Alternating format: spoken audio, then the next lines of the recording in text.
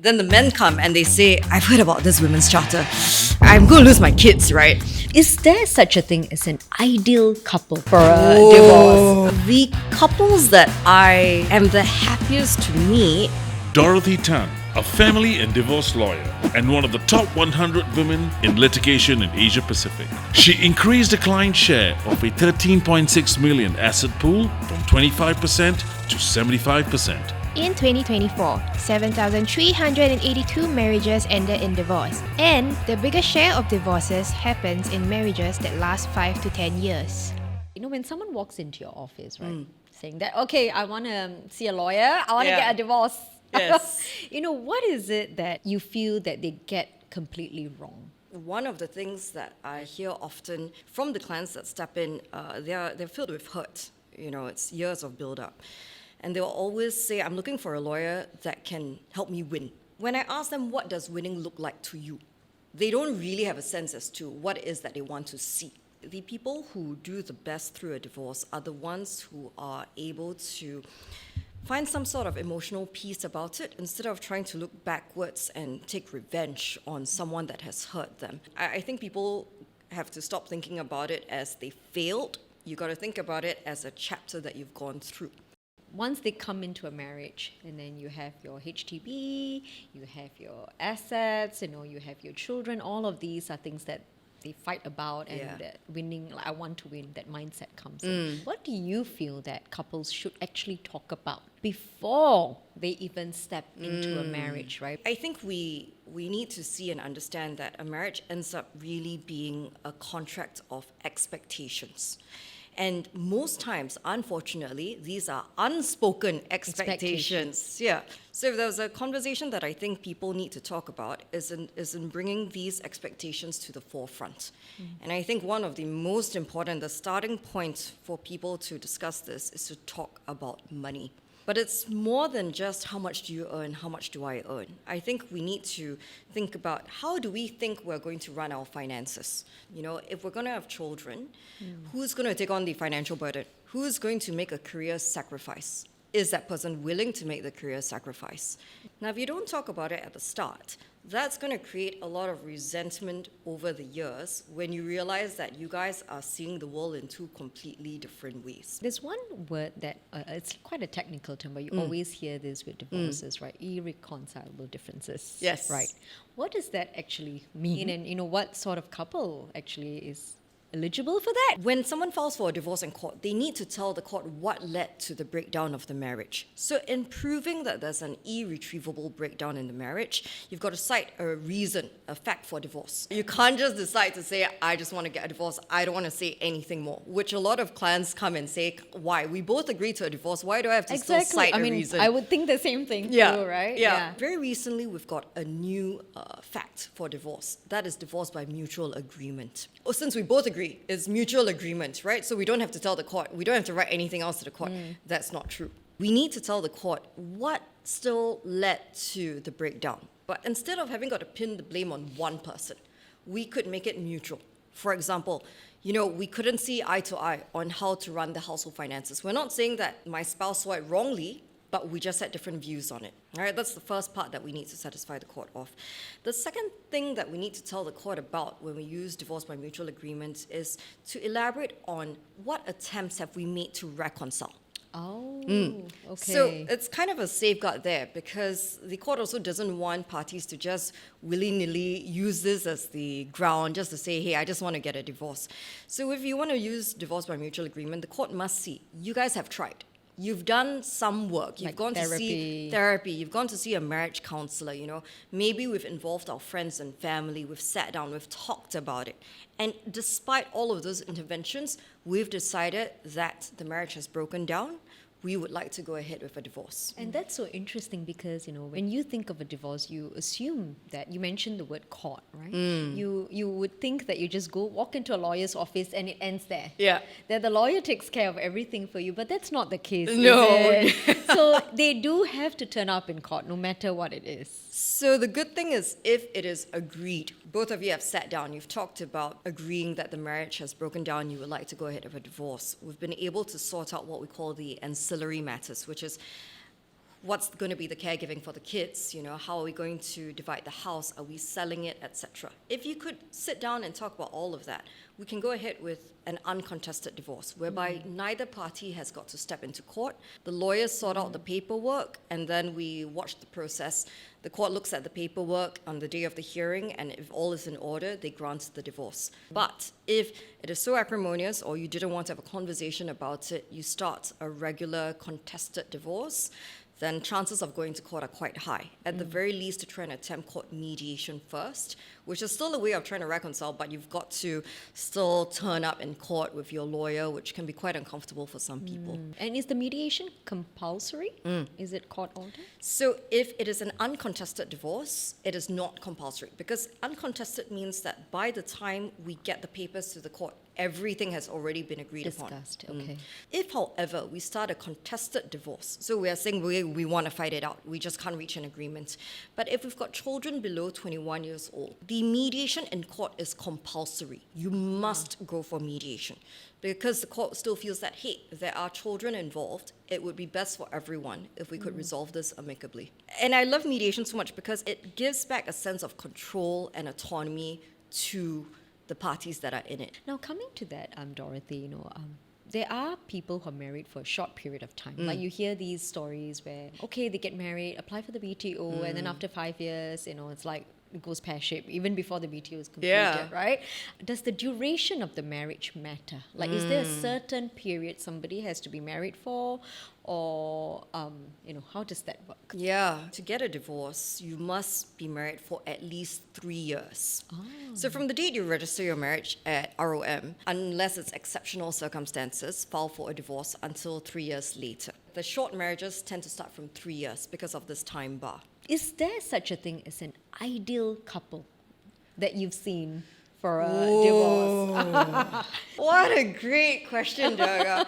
I think the couples that I am the happiest to meet are those that are still on good terms. When I talk through things with them, it's very clear that, yeah, we've talked about this over the years. We're quite clear as to what we each want. It's fine. Those times are when I feel, okay, you guys have actually hit the stage of saying, we know we hit a roadblock, but we would like things to still work out for each of us. And they wish each other the best moving forward. Wow, That's amazing. Yeah. But the question then becomes, if they're able to handle a divorce so well, what was that breakdown that happened? Yeah. Humans are ever evolving.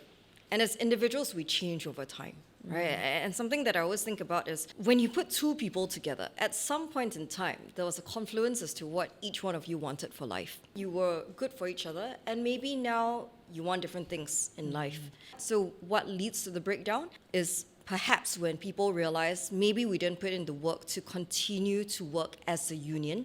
We walked our separate paths for too long, and now we just can't bridge that gap any further. From your perspective, Dorothy, if someone is sort of thinking of it or like asking themselves like, hey, am I in that situation? What is it that they should be looking out for? We start as individuals first before we become part of a union. And when we're not certain as to where we're headed, I think the first thing that's very important is for us to have clarity of ourselves. How are we really feeling? It's probably a ball of emotions that's going on and a lot of push and pull. Then I have to decide, is it something that I can work with, right? Is it something that I'm going through, or am I pinning my frustrations with life On my spouse. right? Because it's very easy to think, it must be something external. So something I personally like to practice is just a daily gratitude. Start a morning thinking about, what am I grateful for my spouse, to my spouse for today? And I just think, hey, there's something that he did yesterday. Maybe he did the dishes yesterday, right? maybe this morning he saw that I was running late for work and he made coffee for me early in the morning. The smallest things that actually make a difference in our lives, but it's so easy to overlook. Just say thank you. Say thank you. Acknowledge the efforts. I think that goes a very, very long way. Right? But once we've thought through all of that, and if the conclusion still is, I think our marriage is coming to an end, I think that, we need to go our separate ways. The next thing to think about would be the practical aspects of it. He does the ferrying in the morning, and then I pick the kids up from school. Yeah, logistics of this. Or if you're the father, and this is increasingly occurring, they feel I'm very hands-on as well, but there's the women's charter here, and I think I'm going to lose the kids to the mom, and maybe I will never be able to see my kids again, right? How do we work through this on a very practical scale? You mentioned something very interesting earlier, it's the Women's Charter, right? It's always a sensitive topic. right? And I do believe that men, right? I'm going to just come right out and say that men feel that it exists to support women, not protect, but support women in a maybe a custody battle or in a divorce. Do you think that's true, or it's simply a misunderstanding? So the Women's Charter is basically the legislation, it's the law for which, if you want to file for a divorce or we're talking about the custody of the children, we're looking at provisions in the Women's Charter, right? So my female clients will come and say, there's the Women's Charter, right? I heard about this Women's Charter, so it's going to protect me, right? Or because of that means the kids are mine, or I will get alimony. Then the men come and they say, I've heard about this Women's Charter. Die already. Die already. Like, I'm going to lose my kids, right? So I think we need to remember Women's Charter was enacted in 1961. It's a time when there were polygamous marriages were there. Women didn't naturally, it was not a given that they have a right to education. Women might not be able to hold some property in their name. Now we fast forward to today, where I personally feel the terminology might be a little bit outdated, but the comforting news is just because it's called the Women's Charter doesn't mean that the law hasn't evolved. A clear example of it is in the Women's Charter, traditionally, only women can ask for maintenance. Okay? Over the years, it's been updated now to say that husbands too, if Can they are ask. incapacitated, so there's still some sort of conditions there, but they too have an opportunity to ask for maintenance. And something else that people often misunderstand is that just because you have a right to ask for it doesn't mean you will get it. Okay? So for my clients to come and say, hey, it says that women can ask for maintenance, but she earns more than me. Right? So it's like, so I still need to pay her more money? No, it's not true. So I would say that the law evolves with time, and I personally am not worried about the title of Women's Charter because the way we look at division of assets, we look at direct and indirect contributions. That is not gender dependent. When we look at who takes care of the children, who should have care and control of the kids, we look at what's in the children's best interests. So they will look historically also to see who has been taking care of the kids. It's not automatically so Given that it's the mother. Having said that we're talking about kids on that topic, right? Does a child get a say in what happens to him or her? Children can be heard by the court, especially if they are a bit older, if they're able to express an opinion of their own. Then we could call for judicial interviews. That means we could ask the judge to say, can you hear the child out? Or we could apply for what we call a child representative or a custody evaluation report.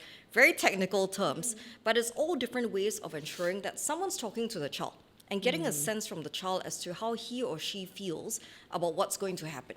The child's voice, I would dare say, is never 100% in terms of what influences the court's decision because they are still children. And there's a lot of things.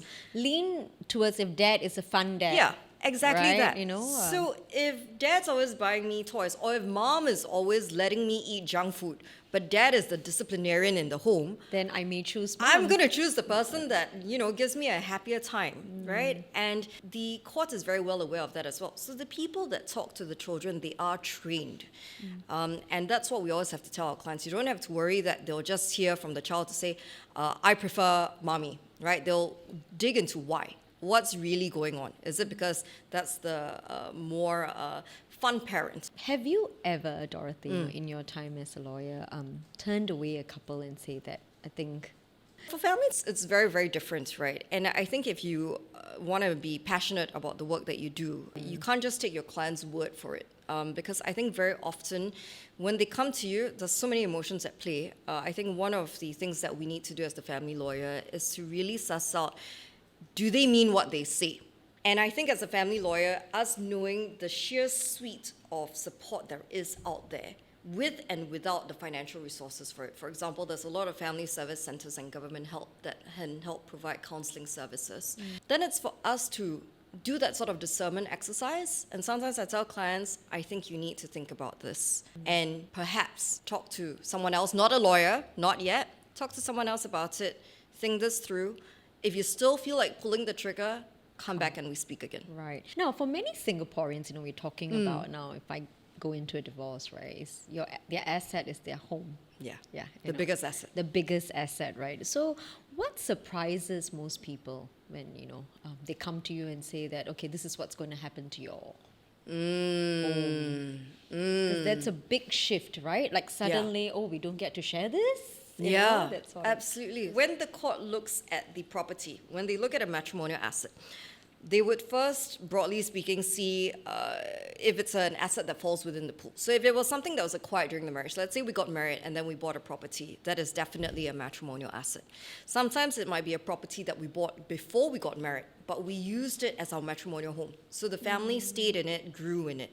Right? Once an asset becomes up for division, the court then looks to the factors of first, what is the financial contribution towards it, regardless of whose name it was in. Right? So as a starting point, give you an example. So let's say it's in joint tenancy, but one person paid fully for it. And CPF and all. CPF, use their CPF. That's another misconception, that CPF isn't money.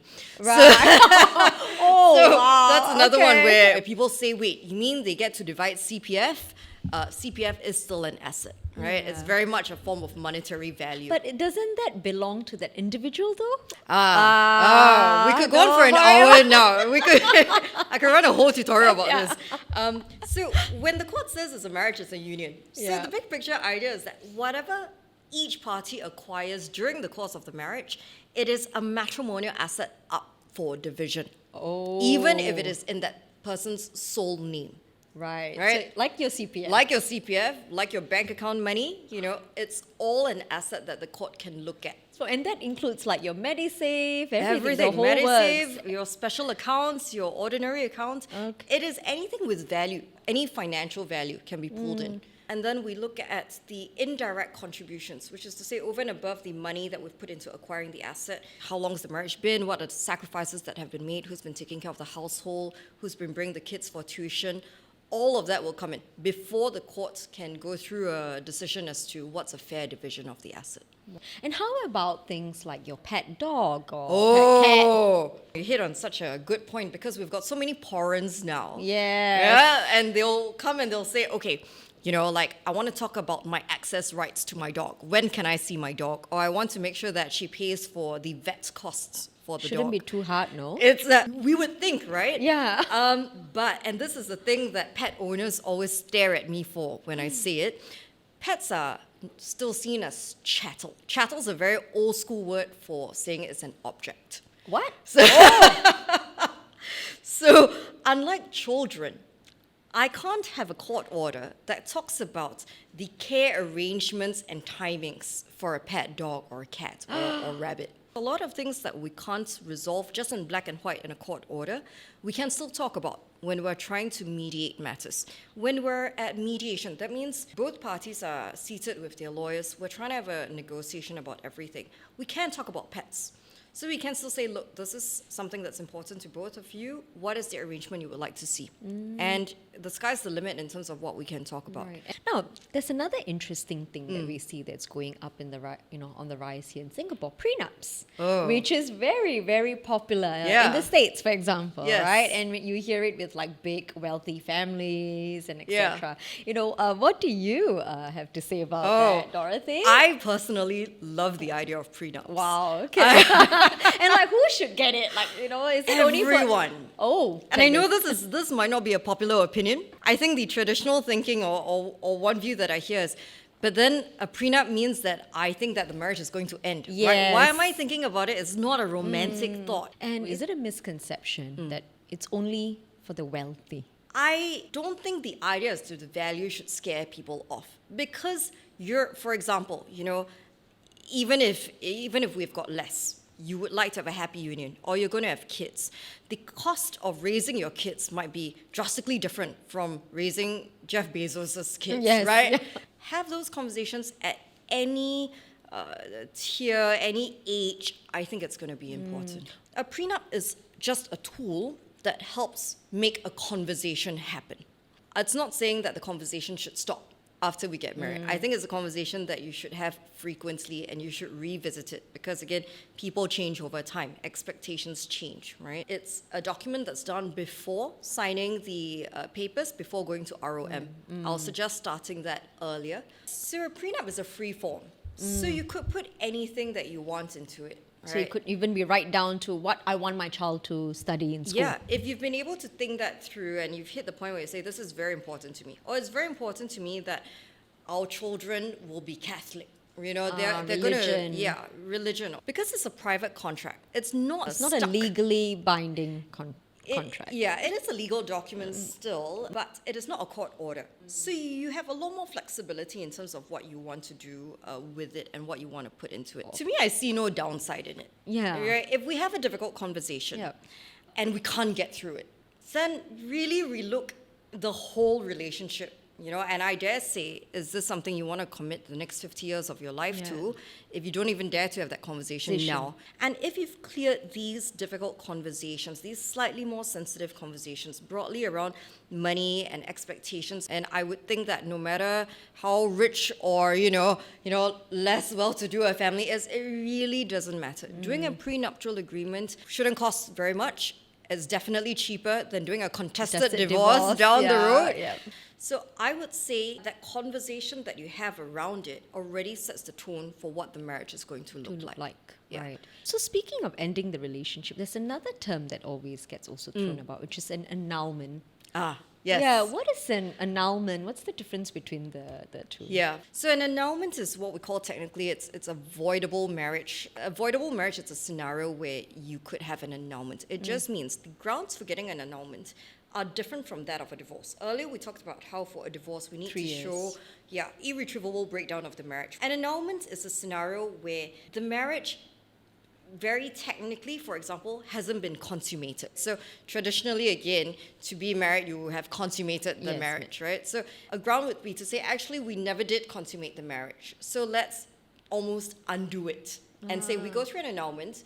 So it's almost like we didn't get married. I'm putting it very loosely, but it's a different set of reasons. The outcome of both is that you're not legally tied to the person anymore. Is there a time period for an annulment? Or because there's this misconception, I feel, that people think that annulment is, hey, if I get married today, tomorrow I can get an annulment. I don't have to get a divorce. So we don't look at time bars for an annulment, but we're really looking at this technical portion to say, was it a marriage that fulfilled was voidable? Yeah, did it fulfill the conditions of being married? There's this important thing that we want to talk about as well, is spousal abuse cases have gone up in recent years, 2,136 in 2024 compared to 2008, 2023. But we were also talking about it off camera, that aside to physical abuse, there's also, people are now talking more about psychological or emotional abuse. Could you share a little bit about that? So in the family courts, if you faced spousal abuse, there was always a recourse. You could file for a personal protection order. This is the court's way of granting protection to the abused victim from their abuser. Much more recently, the court has also included and expanded the definition to include psychological and emotional abuse. And I think in terms of the rise of cases, it's really related to how people are more aware and people are more willing to stand up against it. So I don't necessarily think that there was less abuse in the past, but I think people are more prepared to step forward because there's greater awareness in society and of report it. It's not something to be ashamed of. That still exists. So I definitely still have clients who say to me, I have been enduring this, but I do not want to bring him or her to court for it. I say him or her because men in particular do not want to report that they are being abused by their wives. What counts as abuse versus an everyday argument that we might have, right? Do I say, hey, you called me stupid? Right? That is definitely abuse, or that's definitely not abuse. Right now, because everything's relatively new, it's not so clear-cut. But what we've seen from the cases that have gone to court is that there has got to be an impact on the victim. The clearest way of showing that could be something like a psychological report, right? You know, this occurred, I've seen this patient, I've seen this victim, I diagnosed them with this, and I believe that the cause of it was the constant behavior at home that could constitute perhaps then as an abuse, because I have got a clear impact on this person. Or for example, this person's under depression because this person's been enduring these things at home. So at what point should they maybe at least like a marker, right, to sort of ask themselves, is this abuse? I personally would say flip it the other way around. Put yourselves in the shoes of the other person. If I'm the person being shouted at, or if I'm the one receiving this conduct, what do I think it is? What would I feel about it? So, you know, sometimes you just need to get a gauge either way and kind of get this objective opinion. There are many avenues of sharing it in confidence with a lot of trained professionals. Speaking up, getting that sense helps put you on the right track of knowing whether or not you are facing abuse. For physical abuse, for example, Yeah. right? You know, both for men and women, when do they realize, like, when can they know that, okay, I need to report this, or I need to, or even in a divorce, because sometimes by the time they enter a divorce, the wounds have healed. I guess the first stage is to recognize that this isn't right. And how we recognize it is, I feel, by talking to a wider network of people, whoever that A is, a third trusted party. friend, yeah, a family service center, someone else. Just get a sense first that what you're going through, is that normal or is that not normal? Get some sort of help. Now, if you get the sense that, hey, this is not something that is right, okay, or not something that I should put up with, then filing for a personal protection order, whilst it's got some requirements, there are some things that can help your case. There's no harm talking to a lawyer first. Get an inkling as to what are the likely chances of success if I were to go ahead with that now. How the police get involved later Yeah. on is, let's say you've got the PPO with you, you've got a form of protection, right? It is a piece of paper, right? It is a court order saying I've got protection. But if I'm living in the home with the perpetrator, you know, I need to think, well, how is this going to protect me? So if an act happens again, if some form of domestic Violence, abuse yeah. happens again, you call the police. You can show the police That that, you have you've got the this. PPO, and they could take action. So there's things that can help give you protection, and then you seek a lawyer's help for what the next step should be. Now, when you file for a PPO, there's a portion that says, what incident are you filing it on? So what has happened that you're seeking personal protection from? But there's also another section that lets you elaborate on past instances of family violence. So if you say, this happened today, okay, and I've got some proof of this, or the memory is very clear in my head, and, you know, I recognize this as abuse. This has also happened 10 other times before. And, you know, I didn't keep evidence for that. Maybe I didn't even think it was abuse, but now looking back, I know that was something that wasn't right. I can still talk about it. I can say, hey, actually, I've noticed a pattern of behavior over Which time. I didn't notice Yeah, previously. and I'm filing on this incident, but this is not a one-off. This has been a character trait or something that I've been going through for a while. So all of it matters. Never say that because I didn't record it, it didn't happen. It definitely did. And when you speak to the lawyers, we'll get a sense as to, you know, when that can come up and whether or not we can use it. Dorothy, then in this scenario with the abuse as well, Yeah. If that one particular spouse is being abused and there's a child involved, you know, how does that work with the, say, the PPO? But assuming that spouse is not abusing the child, but just abusing the spouse. you That's know? a great question. Yeah, like, you know, so how does that dynamic work? So when we want to file for a PPO, we need to decide who is the person that requires protection. So if it is a spouse that's being abused and not the child, you know, you apply for yourself as the spouse, but there isn't actually a ground to apply for the child. Until and unless there is a violence towards the child, it does not mean that that person's not a fit parent. Yeah, so we've got to break that up. And I think people like to conflate these issues. Right, together. Yeah, right. because they'll say if he or she could be violent towards me, he or she could be violent towards my child. Because yes, it's a yeah, character exactly. trait. It's something that you hear, right? Yeah. Like if you can hit me, what's to say that That you you're can't not gonna hit my hit our child. Yeah, Absolutely. But that's projection. In It that is. case. If there's one thing you would like for parents to remember Mm. in a divorce with children, because they are, I always feel they're the most innocent Yeah. in this, right? What is one thing that you want them to keep in mind? Remember that every child wants a loving family. What's the best thing that both of you can do to give this to the child? It does not necessarily mean you're together. You will always be a family to the child, even if you're divorced. Do you feel family lawyers are trained differently? 100%. I think it's something that we know as a niche area. So the court trains its judges. There's a top-down as well, a top-down approach where they tell lawyers, hey, this is what we expect of the family bar. So if you go to a family specialist lawyer, there's a lot of emphasis by the courts to say that we need to look at our clients differently. I think we are at that spot where we have a huge influence as to how people feel the divorce is going and how they perceive their spouse. Because we're seen as the agents of their spouse now. Yeah. So I think family lawyers would take this into consideration, try to help our clients move forward and try to minimize the acrimony for the family. One last question, right? What have Yes. you learned all these years about two things, Yes. right? Marriage as well as divorce, as an individual. I think in terms of a marriage is a lot of work.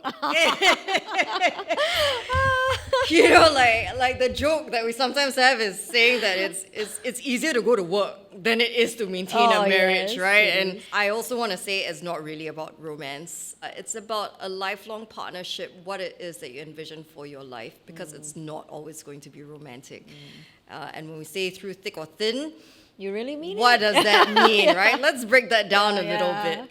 In terms of a divorce, something that I hope people would think about more is it's not a taboo. It doesn't mean you failed. It is a close of a chapter, and a chapter that you probably learned a lot from and grew a lot from. And it's enriched your life in a way. For better or for worse, it's a life experience, right? Don't see it as a failure. See it as a good learning opportunity. And we move on to the next step. All right. Thank you so much, Dorothy. I think it was really wonderful to hear all the insights, and I hope audience took away something today. Yeah, great chatting with you. Thank you. If this conversation gave you something to think about, don't stop here. Every episode on Open House is a chance to see the why behind success, resilience, and growth. Click on the video on your screen. This is the one you're meant to see next.